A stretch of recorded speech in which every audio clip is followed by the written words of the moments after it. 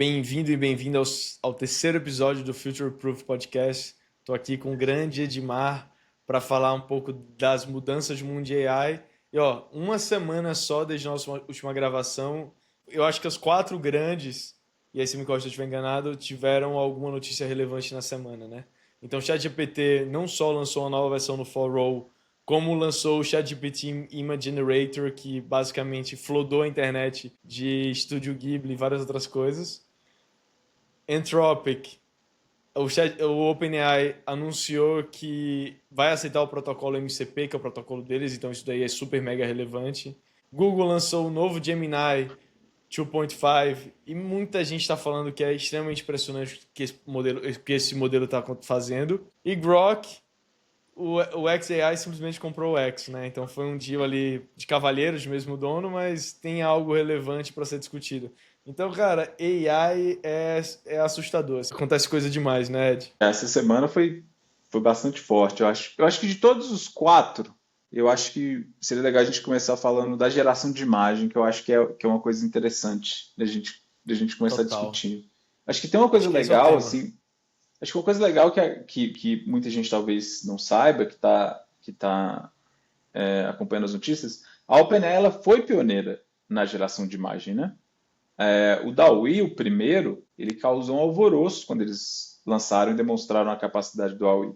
Eu sei que muita gente acabou vendo essa coisa muito de geração de imagem, associando muito a os modelos de difusão, né, Stable Diffusion, depois o Midjourney, mas a OpenAI foi uma mega pioneira em geração de imagem. Depois perdeu o bonde um pouco, os outros modelos ficaram melhores e tudo mais, mas eles foram pioneiros em geração de imagem, né? Acho que é engraçado você para pensar que em múltiplas modalidades eles foram pioneiros, tanto na geração de imagem quanto na geração de vídeo também com o Sora. Então eles estão à frente, no sentido assim de os primeiros breakthroughs, eles trouxeram algumas coisas legais para o mercado. Então acho que na parte de imagem tem essa questão. O DALL-E foi um divisor de águas e mostrou muitas coisas legais. Só que na área de imagem gerou-se uma dinâmica um tanto quanto diferente, eu diria, do mercado das LLMs. Porque os modelos de geração de imagens que a gente tinha, eles são menores. O fato de serem menores implica que empresas menores conseguiam treinar com menos recursos também. Então, por um período, no Foundation Model Layer, a gente que está treinando o modelo, a área de imagem era uma área que permitia ter mais startup, não era um jogo que só tava os big players jogando, né? Então, a dinâmica era um pouco diferente, né? E você tinha, acho que eu diria que dessa primeira leva, o Midjourney se tornou o líder na parte de geração de imagem. E agora, a OpenAI, com esse modelo novo deles, essa geração nova deles, deu mais um salto.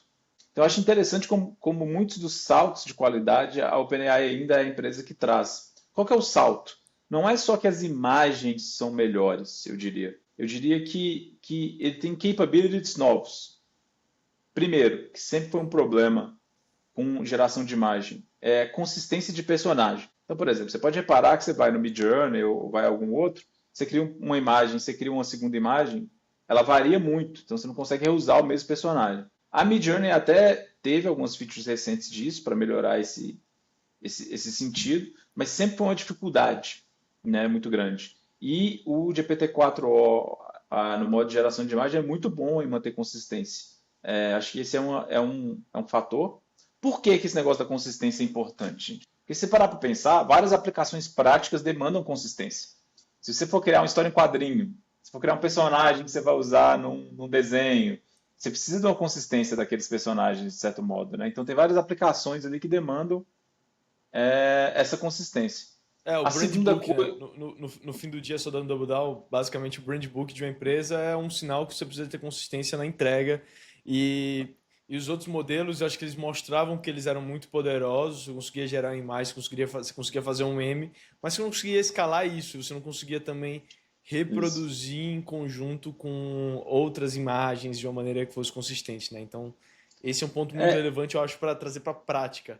até para fazer, até dava para fazer, mas dava um puta trabalho de você conseguir fazer, usando várias ferramentas diferentes, prompts, não sei o que, aquela coisa toda. Então não era um negócio tão fácil assim de fazer. Então acho que trazer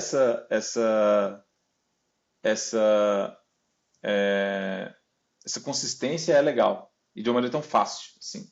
Porque você está no chat, você vai pedindo outras coisas, ele vai fazendo outras coisas, e além da consistência. Acho que esse é um. O segundo, que eu acho que ainda é mais transformador que esse, é a capacidade de fazer diagramação em letras.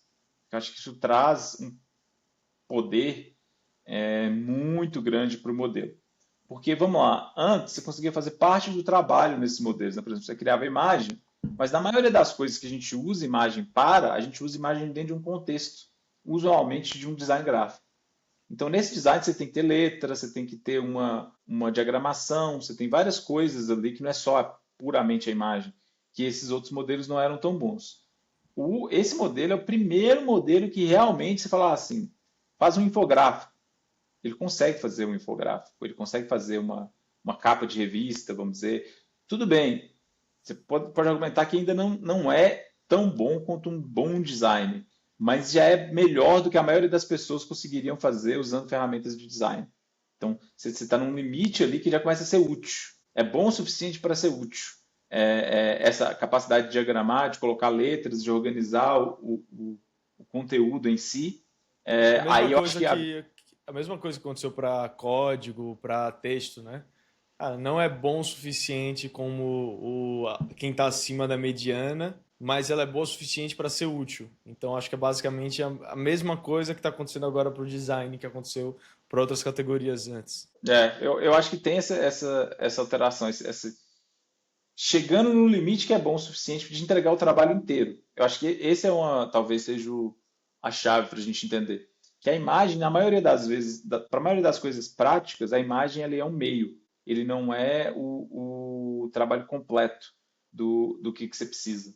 E agora, a gente está chegando mais próximo de entregar o trabalho completo, eu diria. Então, isso aí abre a porta para muitas coisas. Por quê? Web design e interface design, de certo modo, é diagramação texto-imagem combinado.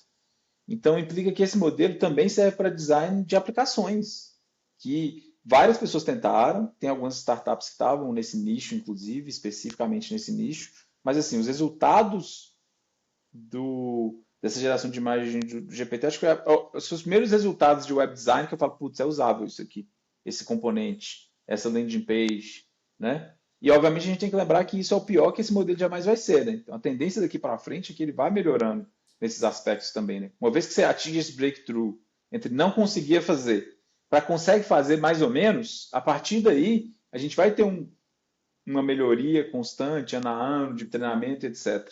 Então acho que a capacidade dele de fazer design é transformadora, porque eu acho que vai popularizar o design e eu acho que é mais fácil automatizar design na média do que código, por incrível que pareça.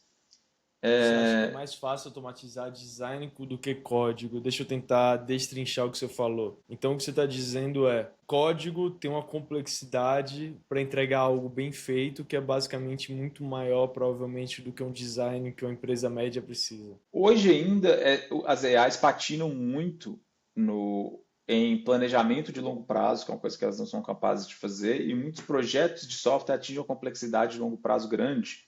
Eu acho que esse é um. Mas o segundo eu acho que é o mais importante. É o capacidade de verificação de resultado. Então, por exemplo, você não é um programador. E aí, você não consegue avaliar a qualidade do código gerado. Você pode gerar até o resultado final do produto funcionando. Mas nada de intermediário você realmente vai conseguir entender. Então, você tem um problema aí já de saída grave. Agora, no design, não. Né? Você pode até não ter bom gosto, mas aí é outro problema. Mas você vai ver o design e você vai saber se ele está do jeito que você queria ou do jeito que você não queria, olhando para ele. Então, a capacidade de verificar instantaneamente o que você quer permite que você veja se está do jeito que você quer ou não e permite que você peça alterações até chegar no resultado. Então, por exemplo, no caso do código, você pode até conversar do ponto de vista de produto. Por exemplo, você pediu ele para fazer uma calculadora, você olhou a calculadora e o botão não está bom, o botão não está do lado. Você pede essas alterações, mas isso ainda é design, que você pode verificar diretamente. Se você não é programador, você não vai conseguir falar com ele, cara, eu acho que esse código tinha que ser de outro jeito, assim, assim, assado. Você não vai saber.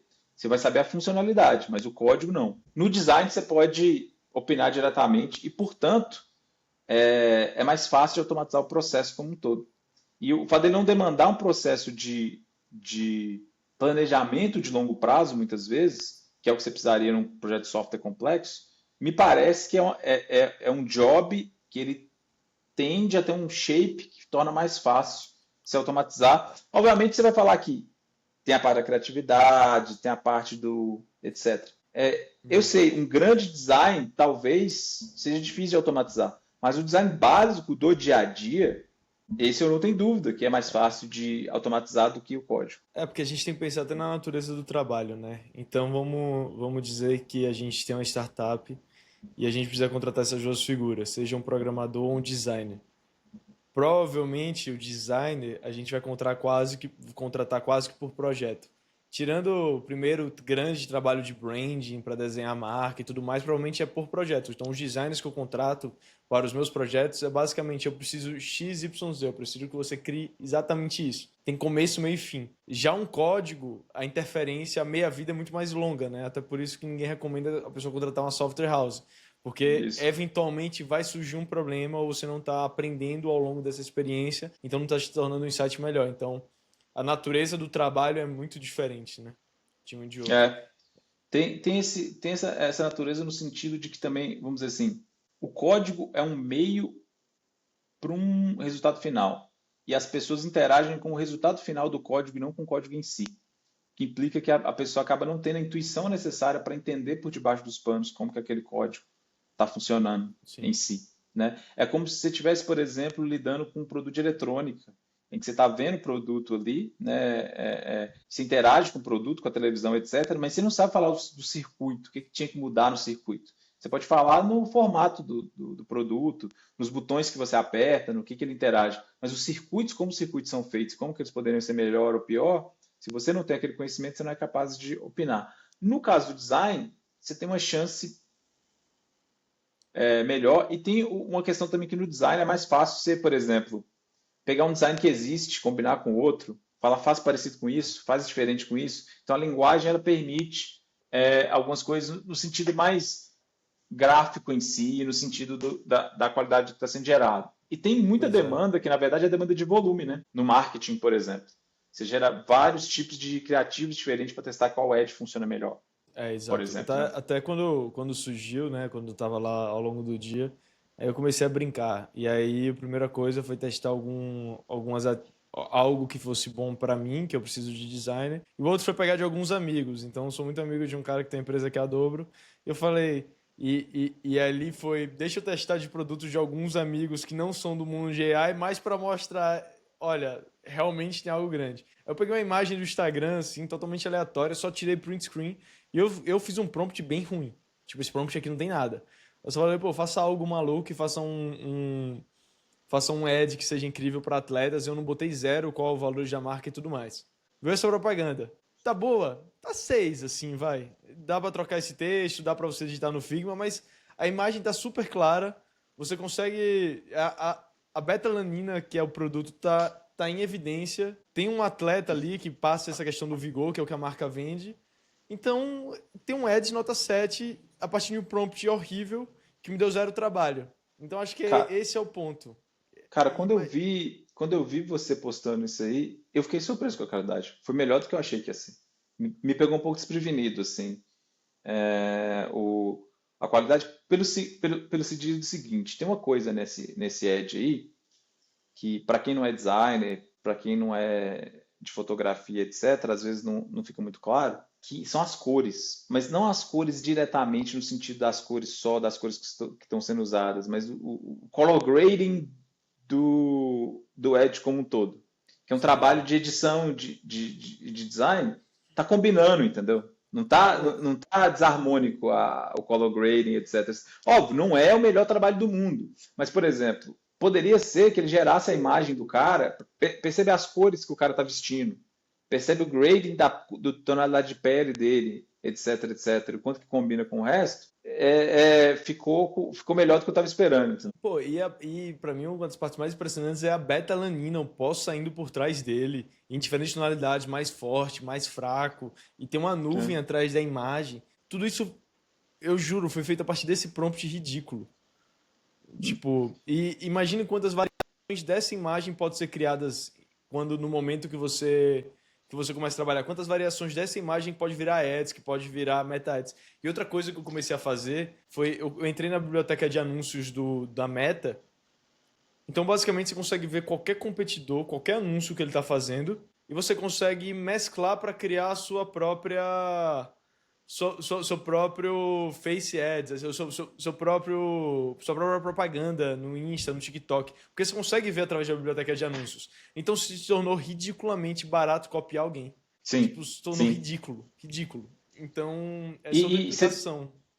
percebe ali nesse ad que você fez o que eu estava falando agora mais cedo. Percebe que antes a gente tinha já geradores de imagem bons o suficiente para você gerar a imagem daquele cara ali e colocar a imagem do produto ali. Só que você teria um trabalho de diagramação e edição, que é uma das coisas que as pessoas não entendem. Parte do design é a diagramação, que é o quê? Onde que eu posiciono cada item dentro do que eu estou fazendo. Não é trivial você parar para pensar se você não é da área. Fala assim, tá, eu vou posicionar esse produto aqui no canto inferior direito, vou colocar o cara no meio e vou colocar isso aqui. Não é tão simples assim. Se você for tentar na mão fazer, parece óbvio. Pô, o cara só está posicionando as coisas. Não é óbvio. Não é tão fácil você posicionar da maneira que fique bom as coisas, né? Tem ciência por trás, tem técnica por trás para você diagramar alguma coisa, né? Que a galera do design aprende. Então, e ele conseguiu fazer. Então, é mais do que a letra e a imagem. Ele sabe diagramar também. Ele sabe pôr a letra, sabe colocar a imagem, sabe diagramar, que é nada mais do que posicionar dentro do canvas ali cada coisa. Então, digamos assim, eu acho que chamar esse novo, eles estão lançando como só um gerador de imagem, não é um gerador de imagem, é mais um designer do que um gerador de imagem, um designer gráfico do que um gerador de imagem, porque ele faz mais do que gerar foto, gerar imagem, né? É o É. princípio de um modelo capaz de fazer design gráfico e design de interface também. Eu acho que é um gerador e editor também. Então eu acho que ele vai atacar todas as ferramentas de edição de imagem. Porque eu comecei a fazer edição, pô, faz desse jeito, corta essa pessoa. São coisas simples, mas de fato, então posiciona mais à esquerda, bota essa foto um pouco mais afastada e ele tem uma boa resposta. Assim, ele está longe de estar perfeito. Eu acho que nas minhas experiências o jeito melhor foi quando eu fazia algo e basicamente eu fazia um fine tuning depois. Então, por exemplo, no Edge tem uma Uhum. List of Power em cima que tá uma imagem mais ou menos. Então, quando você leva para o Figma depois, você consegue fazer o último fine tune e aí fica muito bom. Mas de qualquer jeito, eu acho que foi o primeiro dia do futuro do que a gente está falando de design, de web design. Tipo, é o primeiro dia, é o pior modelo que a gente vai ver É. sobre esse assunto. Então, Eu acho que, pensando em implicações de mercado, acho que tem um momento inicial, né, que a gente está no tipping point, que é o que a gente já estava com as imagens, que é a expansão de demanda, basicamente. Então, assim, é o cara que não ia fazer alguma coisa que vai passar a fazer, né? Tipo, no sentido seguinte, o cara não ia contratar um designer para fazer. Ele ia pegar um template, alguma coisa, ele vai usar esse gerador de imagem. O cara não ia contratar alguém para fazer um desenho dele, da família dele, no estilo Ghibli, mas ele está usando agora, então, ou seja, está expandindo a demanda. Então, por exemplo, numa lógica anterior, no que a gente está falando da indústria de software, o Canvas eu acho que é um grande exemplo de expansão de demanda nesse sentido, né? A minha esposa usa o Canvas para fazer algumas coisas, os convites, algumas coisas assim. Ela não quer usar o Photoshop para isso ou contratar um designer para fazer, né? E muita gente usa o Canvas, que é a interface simplificada, etc, cresceu. Ou seja, o Canvas ele não tirou diretamente trabalho de ninguém e nem diminuiu o uso do Photoshop. Ele expandiu a quantidade de pessoas com acesso a um design melhor do que elas teriam se ele não existisse. ele Então, no primeiro democratizou. momento, democratizou. E aí, no primeiro momento, a geração de imagens também tem um pouco dessa característica. Tipo assim, eu vi uma entrevista de um VC que ele sentou com os filhos dele para os filhos dele inventar novos Pokémons. E eles inventaram novos Pokémons e usaram o Midjourney para criar as imagens dos novos Pokémons. E aí ele, junto com as crianças, fez os cards dos novos Pokémons. Isso foi antes do lançamento do GPT-4o. Acho que agora com o 4o ele consegue gerar o card direto, né? Com o GPT-4o. Você vê como já fica mais fácil. Então, isso é expansão de demanda. Então você está aumentando a quantidade de gente que está consumindo aquele item que não consumiria de outra forma, dado o custo e dificuldade. Então, tem esse primeira leva, que eu acho que qual que é a consequência disso médio prazo. Eu acho que a gente vai viver num mundo mais bonito, no final das contas. Eu acho que isso é uma tendência que eu vejo, vamos dizer, a democratização que os computadores já fizeram do design melhorou um pouco o mundo em alguns aspectos. A galera pode falar, não, o mundo está ficando mais feio. Depende. Quando eu era criança, e eu sou do interior, você é mais novo, você nunca deve ter visto isso não, mas o pessoal aí mais velho tá ouvindo vai saber. Antigamente, você ia no interior, até em boa parte de São Paulo, inclusive, na capital, não no centro, mas mais na periferia, se o cara tinha, por exemplo, um restaurante, tinha uma lanchonete. O cara ia ter invariavelmente uma pintura. O cara foi lá e pintou o nome da loja dele e fez um desenho. Normalmente esses desenhos eram horrorosos e a diagramação do texto, do nome das lojas eram muito feio, as placas, as coisas eram feio antigamente. Conforme o computador foi chegando, o CorelDRAW, um monte de outros softwares, etc., você vai em qualquer cidade do interior hoje, cara, e você olha a fachada das lojas e as placas das lojas. São melhores do que eram 15, 20 anos, mas muito melhor, entendeu? Não tá torto, tá certinho, tá? Pode não ser do melhor gosto do mundo, você pode criticar o gosto das pessoas, mas há uma melhoria, né, da qualidade das imagens e das coisas, dos posts, das coisas. Você vê pela facilidade que o computador permitiu dessas coisas. Eu acho que agora, com essa geração de imagem e mais esse design, você tem mais um passo. Você vai ver as placas, as coisas, até gente pequena, a pessoa que tem uma lojinha, a pessoa que tem uma coisa pequena, ela vai ter uma identidade visual mais legal das coisas dela. Então o mundo vai ficar mais bonito como um todo, eu diria. Eu só vou trazer um contraponto. Dá uma olhada nas cafeterias e não veja se 90% não é criado, não são logos criados por Canva. É impressionante, 90% das cafeterias têm o mesmo logo e todos são do Canva. Tipo, isso é uma coisa que me revolta, mas eu entendo, acho que o mundo vai ficar mais bonito.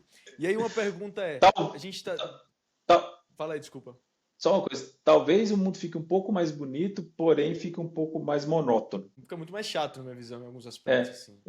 eu acho que pode ser que as coisas fiquem muito repetidas também, né? Vamos ver se é ou não, porque tem um problema seguinte: o Canva é template, né?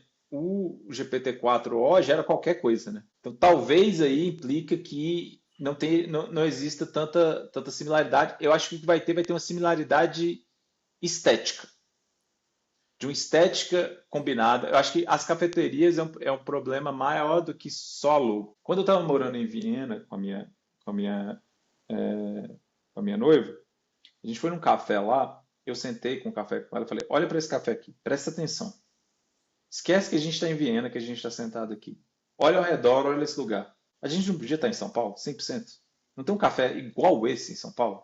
Não tem um café igual esse em Nova York. Não tem um café igual esse em São Francisco? Tem. Igualzinho. A mesma coisa. Tem uma homogeneização que já estava acontecendo antes da AI até, across the board, assim, vários tem uma série que a internet fez isso. A internet fez essa massificação, o Instagram, etc.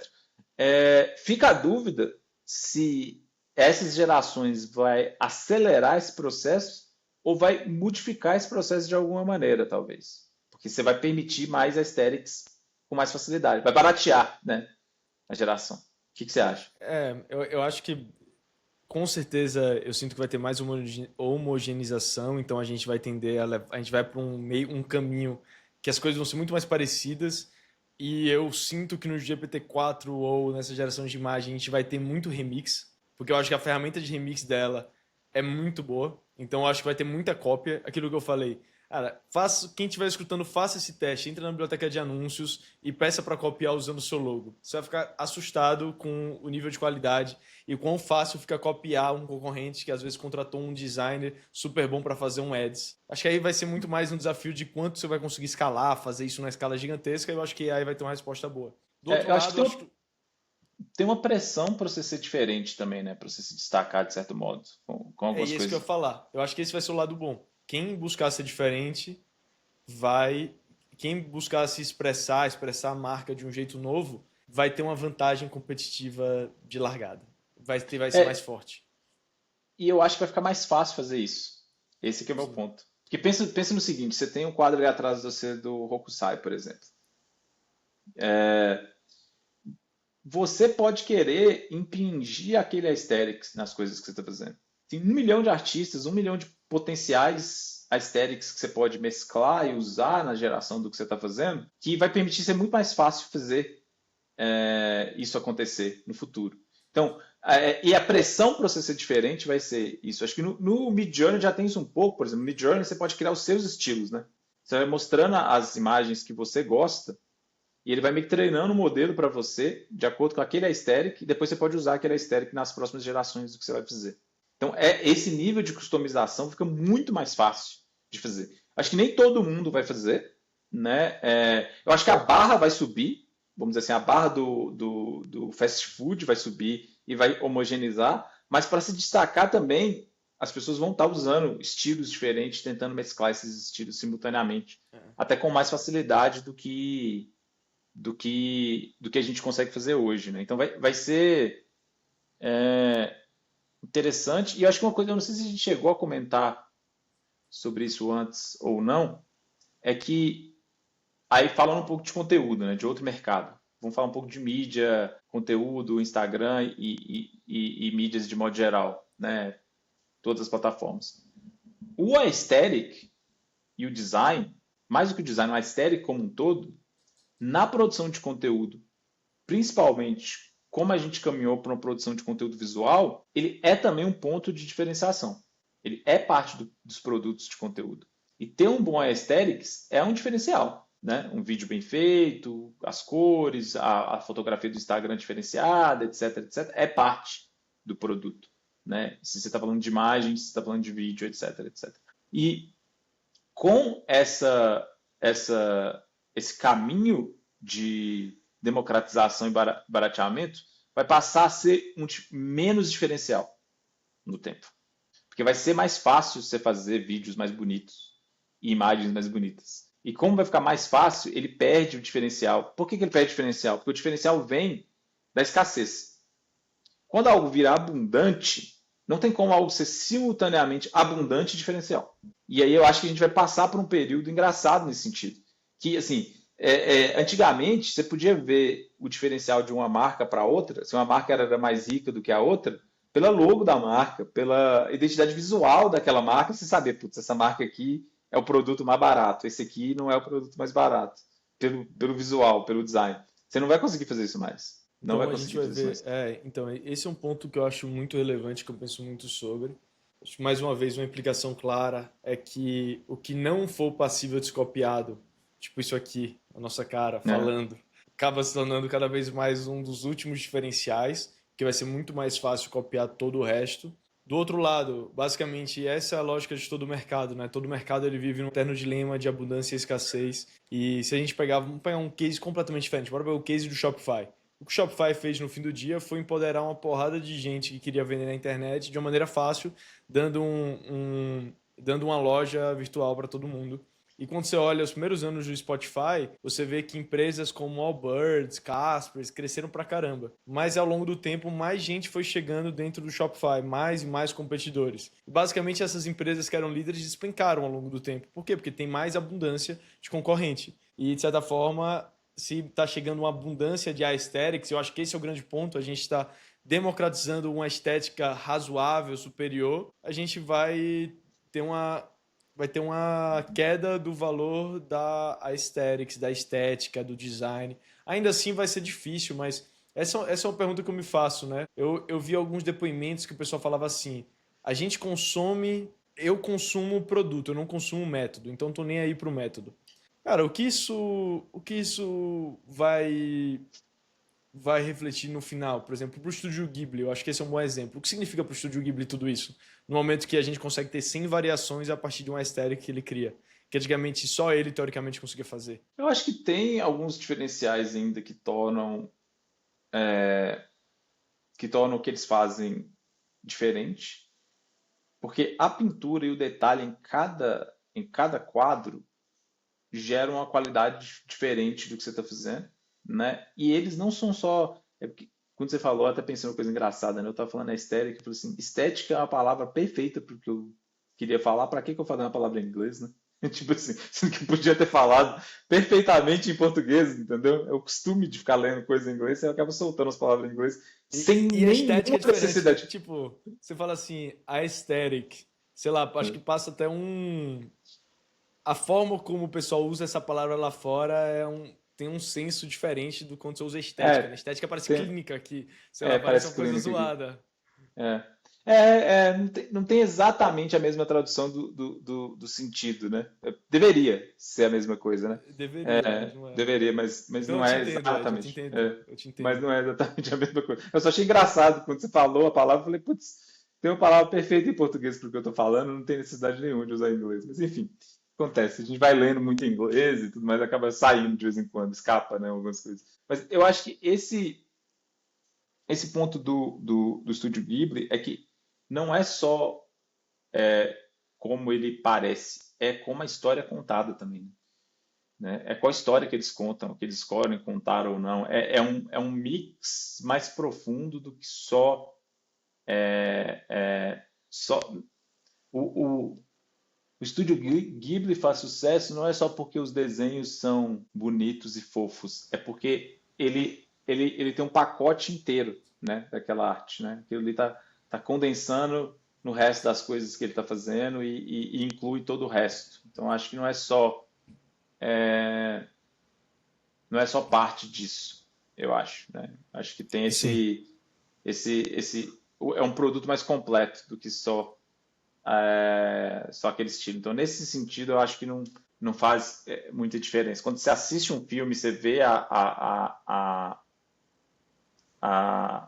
o trabalho, o esforço, o esmero de cada cena, talvez fique mais fácil pessoas fazerem coisas tão bem feitas quanto o que eles fazem. Mas se você analisar, por exemplo, mesmo que você tenha um gerador de imagens, o trabalho ali passa a ser um trabalho conceitual, um trabalho do amor aos detalhes. Eu acho que esse é que é o grande diferencial, né? O quanto do detalhe você está deixando para o computador fazer e o quanto que você está preenchendo esses detalhes em ser intencional. Eu acho que a intencionalidade do que a gente faz vai ter uma diferença nesse sentido. Porque quanto menos intencional for a sua produção, mais automatizada ela vai ser e mais commodity ela vai ser. Então, se você pensar assim, quantas decisões eu tomei para criar esse produto aqui?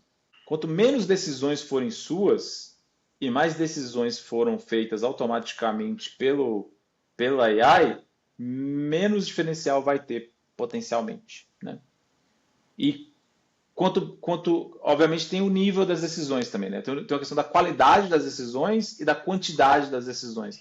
Mas eu acho que isso vai ser o que vai trazer o diferencial, mais do que a qualidade estética, vamos dizer, Sim. do que você está Então, fazendo. mas dito tudo isso, então a gente está falando que a parte do produto, né, no caso, vamos falar, a gente tem alguns detalhes que a gente falou da questão do amor aos detalhes, mas tem a questão da história.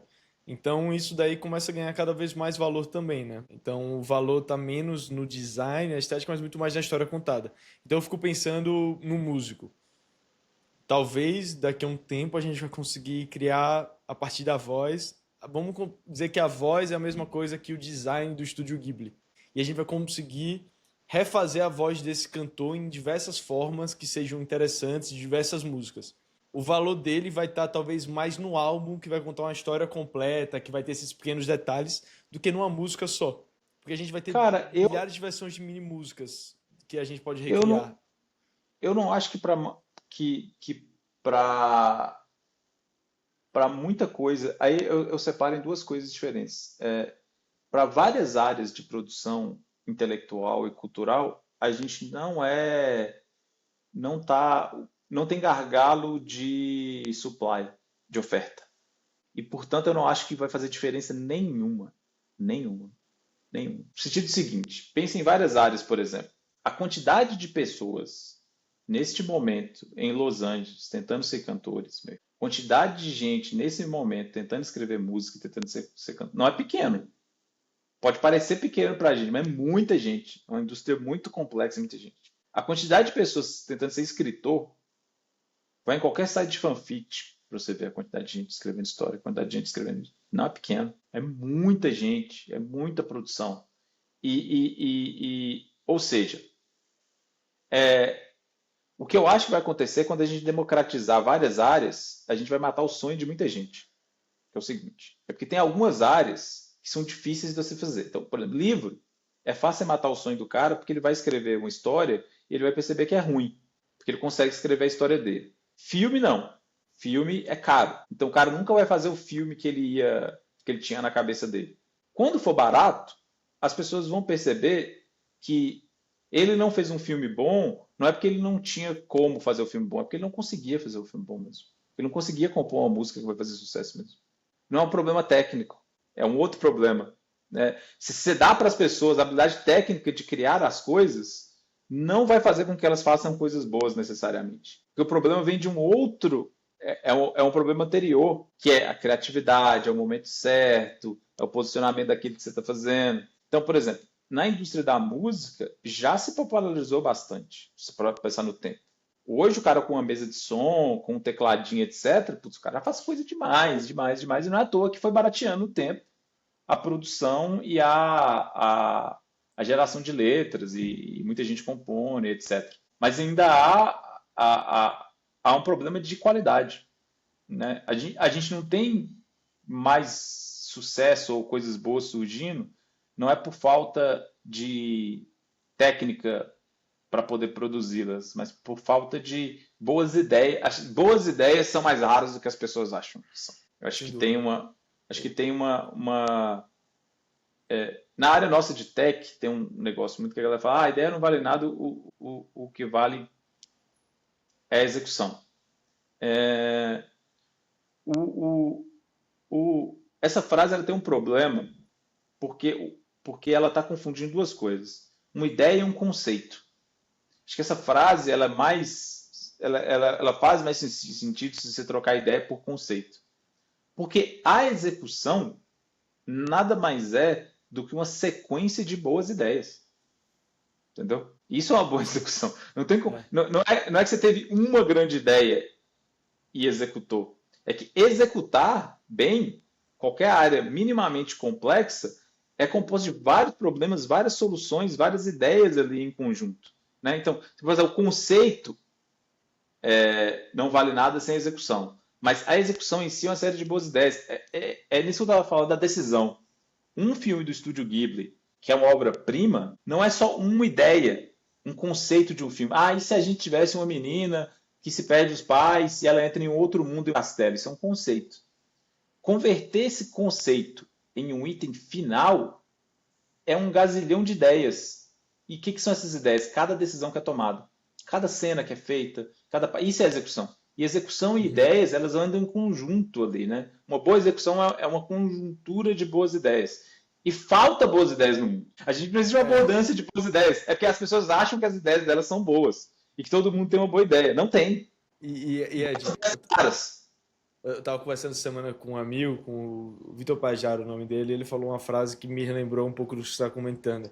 Que ele fala que existe uma diferença grande entre doing the right thing e do the things right. Então, acho que entra até um pouco nisso, né? Aqui, cada vez mais a importância, e eu acho que a qualidade da ideia é do the right thing. Tipo, do things right, talvez é algo que a AI vai ajudar e a gente vai ter uma capacidade melhor de executar. E é super difícil do things right, assim, é hiper mega difícil, mega complexo. Mas do the right thing e você fazer a decisão correta do que fazer, cara, isso daí eu acho que cada vez vai valer mais. Talvez a gente vai conseguir ter sinais mais rápido do que é um right thing e do que não é. Em alguns tipos de projetos, né? Tem outros que demandam muito capital, muito dinheiro, muita complexidade. Aí é mais difícil, mas do the right thing se torna cada vez mais importante.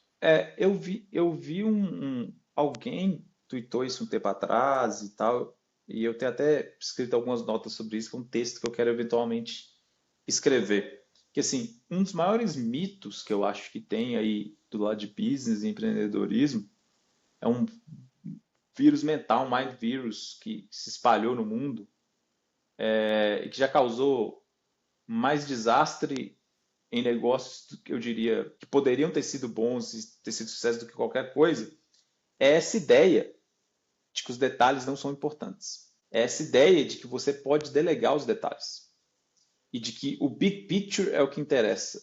E que, portanto, é o que vale mais. É essa ideia de que uma vez que eu sou bem sucedido, eu tenho que delegar. tem que delegar, tem que delegar, tomar só as altas decisões.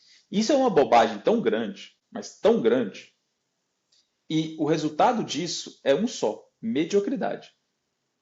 Não tem empresa produto, qualquer coisa de grande impacto que é feito desse jeito. Não existe isso. Não existe esse negócio de delegar. Ah, não, isso é só um detalhe. São os detalhes aí. Eu penso nas coisas e eu contrato as pessoas e elas cuidam dos detalhes das coisas. Não funciona, cara. Não existe. Se você for pegar qualquer biografia, se você for estudar qualquer grande empresa, se você for estudar qualquer grande empreendedor, os caras estão lá nos detalhes. Eles sabem dos detalhes dos produtos. Eles sabem do que está acontecendo.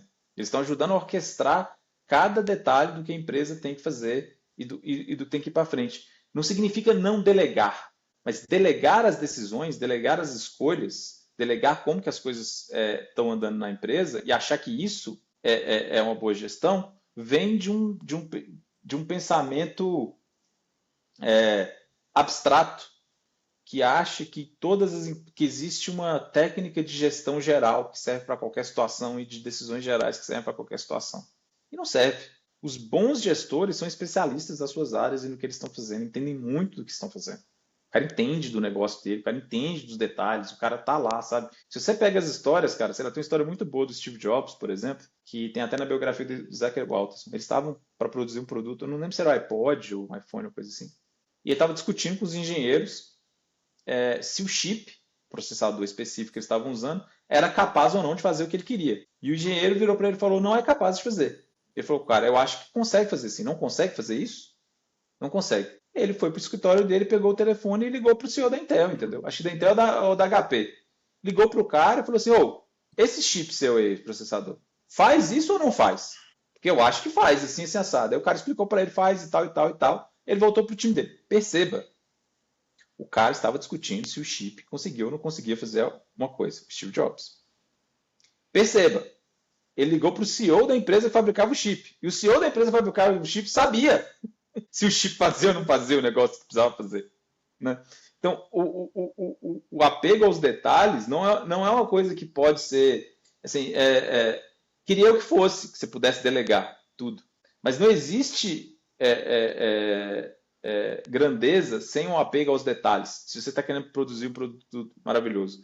Tem uma entrevista do Jerry Seinfeld recente até, inclusive, que ele está entrevistando o cara fala, chegou uma hora que eu não aguentava mais, que não tinha como produzir o show mais, porque eu não conseguia mais, porque eu fazia todas as piadas, eu olhava todas as piadas com o meu parceiro, a gente olhava tudo e tal, e era muito desgastante e tudo mais. Aí o jornalista pergunta: mas se vocês tivessem contratado alguém, tipo a McKinsey, para ajudar vocês a fazer um processo melhor, não tinha resolvido? Aí ele vira pro cara e fala assim: quem é McKinsey? Ele é engraçado? Então não. Não resolveria. Você sabe fazer piada? Então não resolveria. E ele fala assim: o show era bom justamente porque eu fazia cada detalhe. Porque eu prestava atenção em cada coisa. Por isso que era difícil, por isso que não dava para continuar mais. Sim, mas a minha pergunta, Ed, quais detalhes são terceirizáveis e quais detalhes não são? Essa é uma pergunta importante. Essa é uma pergunta extremamente importante. Tem detalhes que podem ser terceirizados, tem detalhes que não podem. Essa é a decisão estratégica, na verdade. A decisão estratégica não é delegar ou não delegar, é entender quais detalhes eu preciso colocar a minha mão junto. Acho que um exemplo bom, por exemplo, é o Mark Zuckerberg. Tem uma coisa legal que, se você estudar um pouco o que acontece, toda vez que tem algum foco importante na empresa, o modus operandi dele, até hoje, não sei se hoje era assim, é começar a trabalhar junto dos caras que estão fazendo aquele pedaço da empresa. Então, se é uma parte importante, eles estão mudando a empresa para alguma coisa, algum foco, ele vai junto, porque ele quer aprender junto com os caras o que está acontecendo, o que é aquilo, aquele detalhe específico, daquela parte do produto. Então, acho que nesse aspecto, vai decepcionar muita gente entender que não tem grandeza sem detalhe. E, portanto, mesmo com as AIs te ajudando, você vai ter que pôr a mão, você vai ter que sujar a mão, você vai ter que ir no detalhe para poder fazer a coisa. Esse gestor abstrato que apenas tem ideias e que contrata gente boas, contrata boas pessoas e elas fazem o que elas fazem de melhor, isso existe e é um caminho só para fazer coisa medíocre. Se você está produzindo alguma coisa boa, um bom produto, é impossível. Eu duvido, duvido. É, Você consiga fazer algo. Musk é famoso por isso, né? Tipo, Musk é o cara que sempre entrou nos detalhes e sempre em diferentes aspectos, é que até o framework lá do que qual o grande problema dessa semana e ele sempre tenta resolver um grande problema de uma das empresas por semana, né? Não sei o quanto isso é fantasia, o quanto isso é real. É. E é engraçado porque na sexta também eu tive uma conversa com um colega e ele estava comentando sobre consultoria de marketing. E aí ele Uhum. falava assim, cara, marketing é core, marketing é coração. Então toda empresa você tem que ter um marketing interno, o CEO precisa estar trabalhando junto. Ele tem muito essa mentalidade de growth. E no fim do dia é um pouco isso, né? Quais são os detalhes que realmente são essenciais no produto, ou são essenciais na empresa para entregar essa grandeza. E cada vez mais, talvez, o diferencial está indo para esses ambientes. E aí que toda a gestão, toda a forma tradicional de gestão dada pelas universidades, ela está errada. Então, ela é muito high level, ela é muito focada em playbooks e talvez em empresas que você demora, mercados demoram muito, empresas que são antigas, Sim, isso funciona, porque sim. você não tem É, movimentação, a demanda fica ali mais ou menos igual, você tem uma defensibilidade grande, mas no e ambiente de hoje, acho muito difícil não ter. isso só é verdade em dois aspectos. Se você está criando coisas novas e se você quer criar coisas novas de grande qualidade, né? Percebe que esse é o meu two cents. Se o que você está fazendo não é novo e ou não é algo de grande qualidade, você não quer fazer algo, é, algo, algo grande, não vai acontecer, entendeu? Eu esqueci quem era o cara que estava tweetando isso. Eu tenho que ver que o ponto do cara era assim: a grandeza ela simplesmente não acontece. Não existe isso de você pegar pessoas talentosas e colocar lá e a grandeza ela vai surgir como uma flor imaculada de ser muita gente boa em conjunto. Ele fala assim: eu já tive bons times com pessoas excelentes que deu em nada. Alguém tem que estar puxando, alguém tem que estar fazendo a coisa rodar e a coisa acontecer. E é difícil, e é duro, e é trabalho, é tempo, nunca acaba. Sabe, fazer fazer coisas boas, de qualidade, nunca fica mais fácil. Esse era o ponto dele. Não existe. Você vai ter uma ilusão de que um dia vai ficar mais fácil e não vai. Todo dia vai ser difícil. Sempre vai ser difícil. Um dia você pode desistir de fazer coisas boas, mas fazer coisas de qualidade é difícil. Ontem, hoje, amanhã, depois de amanhã, você é muito bom. Se ele escrever um livro sensacional, o seu próximo livro vai ser difícil de fazer se você quiser fazer ele bom de novo, de novo e de novo. Não tem como. Não existe essa facilidade. É um pouco menos romântico, né? É um pouco meio triste, uma realidade meio triste de você Uhum. aceitar e acreditar que não tem. Que não tem. Tem um cara, velho, eu esqueci quem que era, estava entrevistando esse cara, um corredor. Esses mega maratonistas e tal, não sei o que. O cara tá falando. Quando foi que você conseguiu assim fazer o hábito de correr e ficou mais fácil? Aí o cara olha para ele e fala assim: nunca. Isso não aconteceu ainda até hoje. Nunca ficou mais fácil.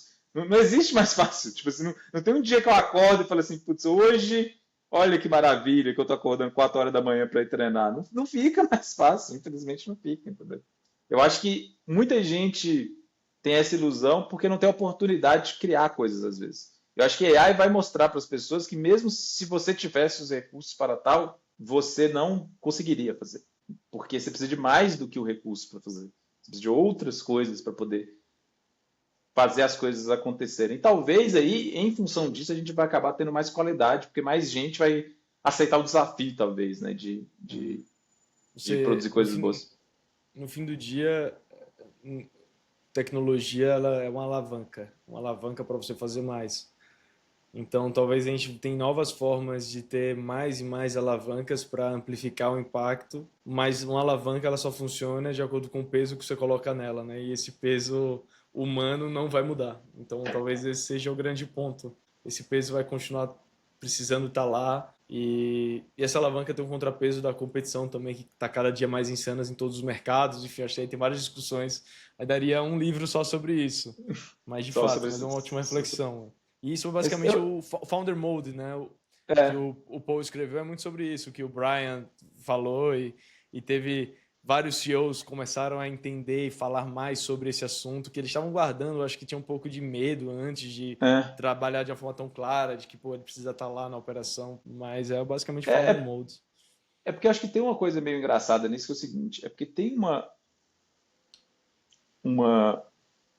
uma migração, vamos dizer, quando você é contribuidor individual, você começou a empresa, você é muito jovem, muitas vezes, você não tem uma experiência de gestão e tal.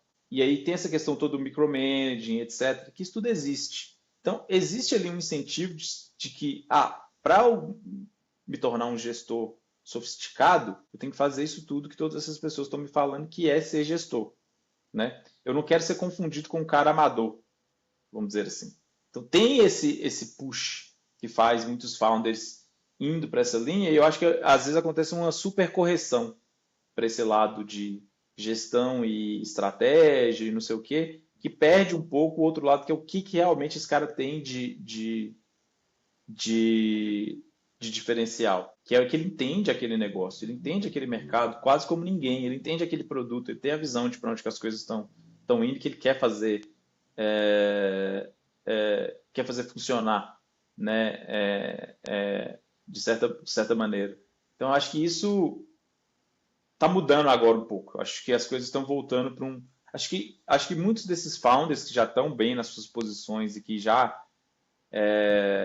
entendem o que eles estão fazendo, estão retornando um pouco mais para esse cerne de execução, eu acho. E acho que até o push de tanta inovação, tanta mudança tão rápido, isso ajuda. E isso me lembra até o texto que a gente compartilhou no nosso grupo do Build Something Heavy. Então vou deixar nos Né? comentários de construir algo que seja maior, que não seja tão efêmero. Não sei, para mim tudo isso me lembra muito aquele artigo de construir algo profundo e construir algo profundo, algo mais pesado, tem que ter um apego aos detalhes também, como você estava trazendo antes.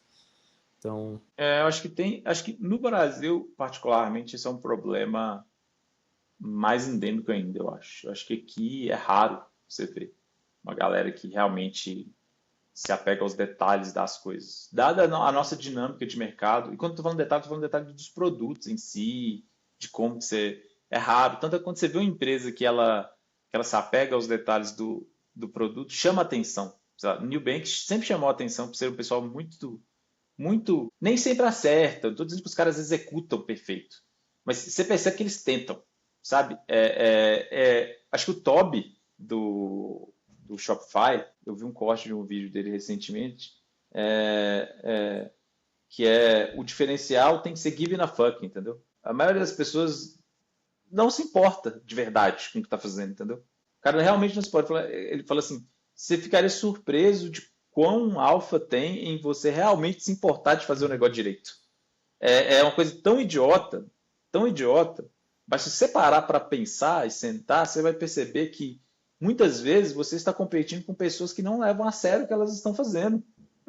E se você levar a sério o que você está fazendo, em si já é um diferencial muito grande. Porque tem muita gente que não leva a sério o que eles estão fazendo, ponto. E não se importa por N motivos. E se importar talvez seja se importar e se importar por longo prazo, constantemente em fazer o negócio acontecer, seja um diferencial competitivo, profissional no longo prazo, entendeu?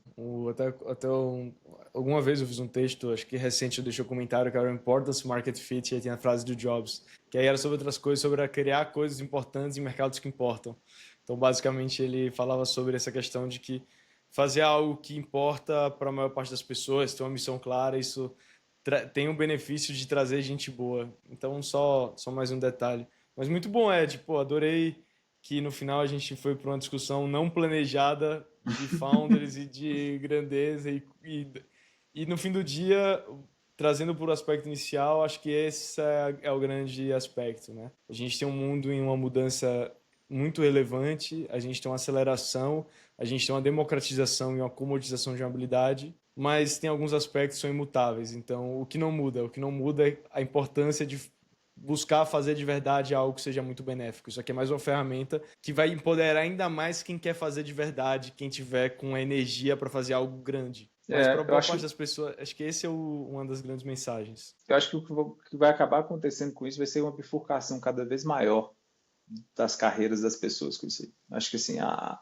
velocidade e a maneira como algumas pessoas vão se aproveitar dessa alavancagem, porque a alavancagem ela tem um efeito, cara, o juro composto ele é uma mágica muito inusitada. E tudo que é composto é difícil para a gente entender, tem intuição no tempo da diferença que faz. E quão grande é pequenas variações locais no longo prazo. E eu acho que essas tecnologias vão acabar acelerando mais ainda vão acabar acelerando mais ainda essa dissociação entre o médio e o muito bom. Acho que tem não sei se é um livro ou um artigo, mas é que o cara fala no fim da média. E ele estava falando de internet, inclusive, ele não estava nem falando de AI ainda. Que a internet impulsiona muito um mundo muito bimodal. E que a internet ela é, por natureza, ruim para a média. É bom para os extremos e ruim para a média, basicamente. E a AI me parece que tem um pouco dessa natureza também. Eu acho que tem uma natureza de ser ruim para a média e bom para os extremos, eu diria. É, essa semana eu escrevi até sobre o TechCrunch. Quanto o problema do TechCrunch foi que ele ficou no meio do caminho entre virar algo extremamente editorial ou então virar um veículo pure gossip, breaking news. E ele tentou, ficou meio, fazia um pouco dos dois, e esse daí pra mim foi o erro, porque não tem lugar pior pra você estar no mundo do que no meio do caminho. E ainda mais na internet, então acho que conecta até com esse argumento que você trouxe. Mas bom, foi bom o papo de hoje. Bom papo. Bom Boa, papo. Ed. Pô, obrigado. Então, até a próxima semana, pessoal. Quem tá escutando, quem tá ouvindo, manda pra alguém, comenta, dá o like. E valeu, Ed. Valeu. Falou, pessoal. Tchau, tchau. Show.